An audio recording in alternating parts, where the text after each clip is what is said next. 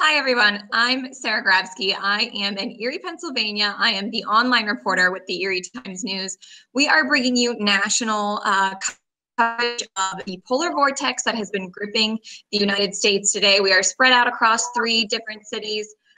So we will hopefully bring you the latest of what we are seeing here in our newsrooms and out in our communities. I can tell you that here in Erie, we are normally a very hardy people. We are used to the snow, but cold like this is definitely a different change of pace for us here. So here we are seeing temperatures close to -1 today.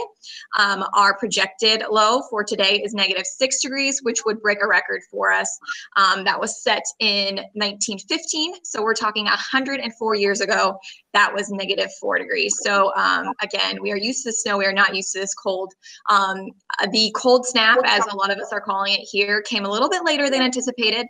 This morning, we were seeing temperatures hovering just above 0, which I think a lot of us were already expecting to be in the negatives. So last one, but of course that is the real temperature outside. The real feel, which is the wind chill values up here, are, at the last I checked, -24, which is insane. I'm sure you guys are seeing some of the same. We are projected to have wind chills anywhere from -25 to -35. But again, I've heard that it's worse off in other places, which we are not used to, because normally we get all of that lake effect goodness here.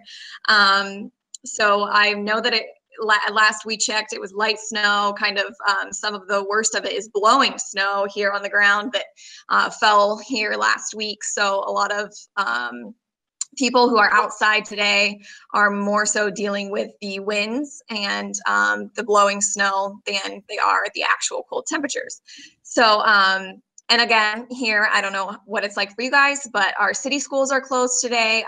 One of our biggest township schools just announced their for tomorrow, and they're going to be on a 2-hour delay on Friday. So they're really trying to keep the kids out of the cold. A lot of our recreational activities have been canceled here today. A lot of our businesses shut down or encourage their employees to work from home. This is, again, historic cold for us. 104 years ago is when we last saw temperatures like what we are seeing here today in Erie. So does anyone have anything to add? Are you guys seeing similar situations? We're seeing much the same in Peoria, Illinois, where I am Chris Kaergard, the associate editor at the Journal Star there. Temperatures here, we might not want your lake effect snow, but I think many people would rather have a little more snow and a little less of this cold. We set a low temperature for this date this morning with a low of 21 degrees below 0. Previous record for the day was 12 below. Wind chill hovering down in the low -40s to -50. We're just a couple of degrees off from our all-time city record of 27 below, and we may yet hit that this evening. That was set all the way back in 1884.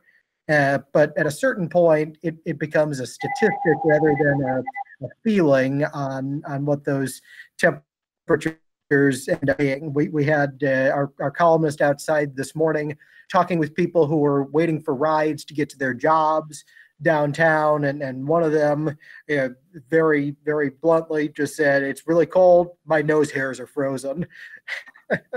That's about as dramatic as you can get with it. We've reached the point that even dive bars are closing. Places where you can expect to see people at all hours of the day or night are closing and telling people, go somewhere else and get warm.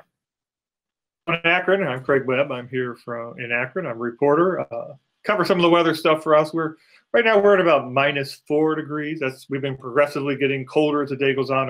Our wind chills are at 28 degrees below 0. Everything's basically closed. We have no school already for tomorrow. They tell them we will be back in session on Friday. The usual thing about this is, we have like 900 school closings in our region.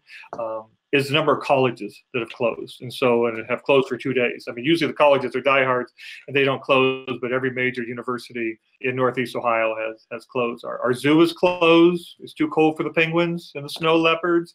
It's closed today. We've even closed our ice rink. It's too cold to go out on the ice, and so it is really cold. We even have our outlet malls are closed out here too. So it's definitely been And this kind of comes on the heels. 10 days ago, we had a major, in Erie, you have major snow all the time, but we had a foot of snow about 10 days ago that paralyzed our city and took like 5 days for all the streets to get clear. So we had a little bit of rain after that froze, and then we had rain right before this and it froze. And so there's like black ice everywhere. We had a house fire about an hour ago in Akron, and the warning was not so much for people not to come out to look at it, but there was so much water from the hoses that the streets were frozen in and around this, the area. So they didn't want people out there because it's just a sheet of ice around this house fire. So it's cold.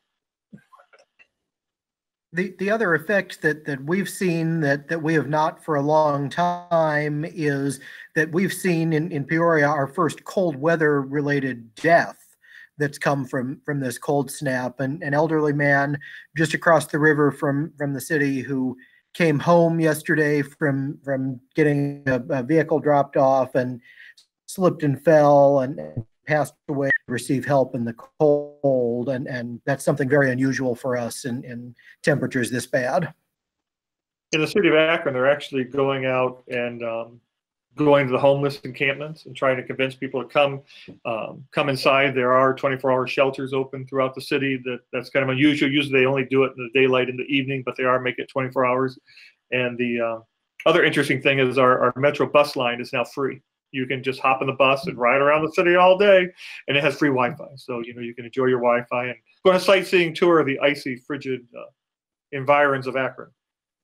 So long as you stay away from the fire scene and the slick roads there. There you go. We have our Erie County Emergency Management was encouraging people. I guess you don't realize when everyone's running so much heat and staying indoors, the amount of power. They were really worried about, concerned about power outages here. And because of that, they were trying to kind of conserve people to save energy and handing out, cold weather tips. One of our coordinators said that hypothermia, again, that's where I thought you were going with that, Craig. Hypothermia can have a body temperature decreases just 2 degrees, which is, and I guess in the grand scheme of things, probably you got to be pretty cold, but you don't think of that, and a lot of people who have hypothermia, like Erie's homeless populations, don't realize that they do. Our emergency care teams were trying to gear up for doing some outreach for our homeless population as far as frostbite and hypothermia, making checks, making sure everyone was okay. So that was the last we heard from them, but we haven't heard anything on the scanner as far as deaths or illness go. So that's a plus here. Mm-hmm. Another odd aspect of this storm is the Lake Erie was kind of ice free, and now it's getting covered in ice. I think I saw a statistic like 71% is now of Lake Erie is now covered, and some of our northern communities get their water from Lake Erie, and so there's already in Huron, which is a little west of us, but their intake is already icing over, and they're asking people to conserve water because they're not getting the water into their plant, and so it will be an issue perhaps for some of our northern communities as the lake freezes this quickly that some of these intake valves that bring the water into the water treatment plants that are distributed throughout our area could freeze over, and so we could be facing a water crisis too. Wow, that's interesting. I wonder if that's the same for us. I would assume. Well, it depends on the community. I think some of them are further out and some of them are a little more shallow, but it happened about 2 years ago too, that we had it froze over and they had to divert to other water supply systems and, make things work, but it was a bit of a crisis. And so they're watching that too. Mm-hmm. One other thing that we've seen here, particularly in some of our rural areas, is the opportunity for some innovation that's coming out of this. Our school district and nearly every school district in the area has called off school for today. Many of them are also calling it off for tomorrow. And they're piloting this year distance learning days, particularly in the schools that have given students Chromebooks as part of their curriculum. And students work from home assignments or lectures and other worksheets that they can work their way through at home, so they don't have to count the day as a loss and continue taking snow days into June for school this year. Have you seen similar things in your areas? Well, we've been fairly fortunate. These are kind of our first rash of snow days, and so we're kind of within. In Ohio, kind of went to hours instead of days, and so that kind of helped a little bit. And so we're an hour system in terms of number of hours they have to get in before you have to start making things up. But so far so good. They're just enjoying playing their Nintendos and PlayStations today. Yeah, that's a really interesting concept, and I don't think in Erie we have used that yet, but I'm going to assume that we probably will have to, because we've had strings of snow at a time where it's just not possible, especially for our city kids, our city school district. A third of them walk to school. So I know that our superintendent was really concerned about kids who may not have warm hats or warm gloves or warm coats for this scenario. So it's funny, the assignment I'm going on tomorrow, I'm actually going to the Home and Garden Show that opens this weekend. And so I'm going to be doing something warm, previewing that this weekend. So it's supposed to be 60 this weekend. So maybe we may be out of the woods here.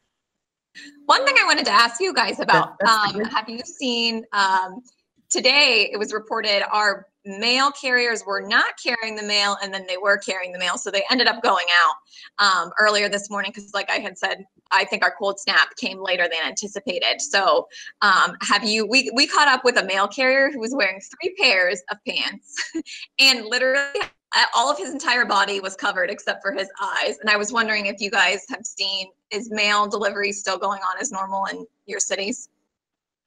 Well, in Akron, there are some zip codes that they're not, but what I can tell, it looks like we're pretty much, it's more of the northern Cleveland area that they called off the coverage. And so in fact, I saw a mail truck just go by, so must be good.